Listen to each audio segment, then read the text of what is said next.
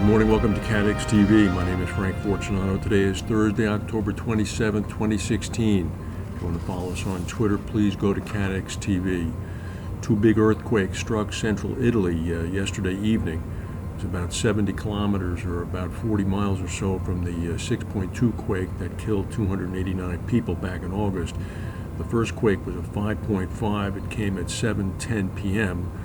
2 hours later, at about 9:05 p.m., a 6.1 earthquake struck. This was in the Macerata province near the town of Viso. Media reports have suggested serious damage in the town of Camerino. Numerous structures have been destroyed. Miraculously, there have been no reported lives lost as of yet. Heavy rain overnight and in the morning thwarted rescue efforts and checking. Sniffer dogs are there. Emergency shelters are available now. The government is describing the damage as very significant, but they say they are not yet aware of anybody remaining trapped or missing. So despite the loss of property and homes, miraculously it seems nobody has been killed. Global focus has been centered on the retaking of Mosul in Iraq by a coalition of forces, a very unlikely group including Kurds, Sunnis, and Shias, as well as American Special Forces and the Iraqi army. However, the fight to retake the Syrian city of Raqqa, which serves as the capital for ISIS, is apparently next in focus for the U.S. military.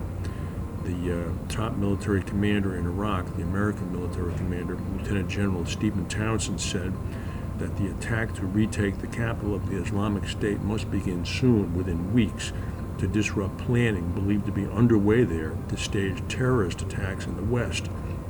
He said he declined to name a specific threat, but he described a sense of urgency.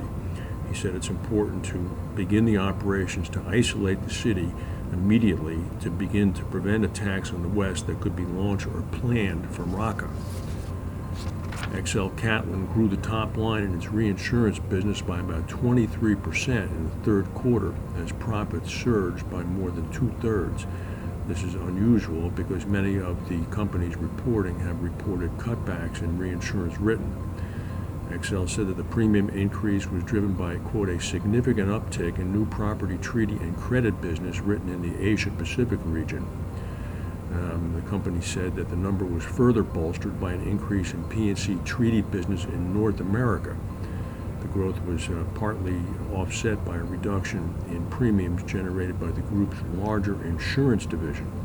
Again, that's a little contra to what others are reporting who are seeing insurance premiums going up. Catlin said that gross written premiums increased to $2.72 billion, up 2.2% from the third quarter last year.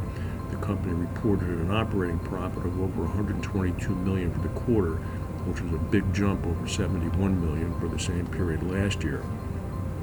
A landslide on a major highway in Colombia has killed at least 6 people. Tons of earth engulfed the main highway leading from the second largest city in Colombia, Medellin, north.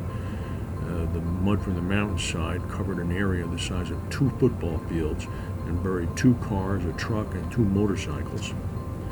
Storm debris in Florida in St. Johns County coming from Hurricane Matthew is vastly exceeding initial projections of just 2 weeks ago. For example, St. Johns County, where St. Augustine is, has already collected about 158,000 cubic square yards of debris. The original projection was for about 75,000 cubic square yards. According to a county spokesman, there's debris as far as natural stuff that was impacted by wind, but now everyone has gone into their homes and we're looking at demolition debris. People have cut out walls, ripped up floors, and drywalls. Beazley, the London insurer and syndicate, said that cyber attacks involving malicious software that locks a targeted device until the owner pays to free the hacked unit are expected to quadruple this year. The rising frequency of attacks was most apparent amongst financial service providers, retailers, and hotels. The average cost to unlock a hacked device is about $1,000, generally payable in Bitcoin. Beazley said that part of the rise in ransomware attacks is due to the greater availability of so-called hacking toolkits, which make it easy for less sophisticated attackers to launch these types of attacks. Well, you could have predicted this one coming a mile away. The owners of that theme park in Australia, where 4 people were killed on the ride, Dreamworld, just outside of Brisbane, who had planned to reopen tomorrow, now won't. They were criticized intensely by families of those killed, as well as by the media. The company now says that the plans for the reopening of the park tomorrow will not proceed. They say that the police have advised them that they need more time to complete their investigation.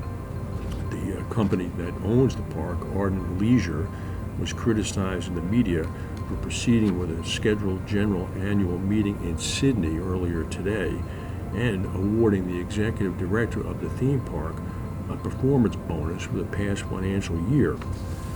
At a very emotional news conference, the director of the theme park, a woman named Deborah Thomas, tearfully said that she had tried to reach out to the families of the victims and in fact announced that she was donating 100% of her $125,000 U.S. bonus to the Red Cross to help those families that have been directly impacted by the tragedy. That's the news for today. If we have any breaking news, we'll come back and tell you. Thank you for watching, and we'll see you tomorrow.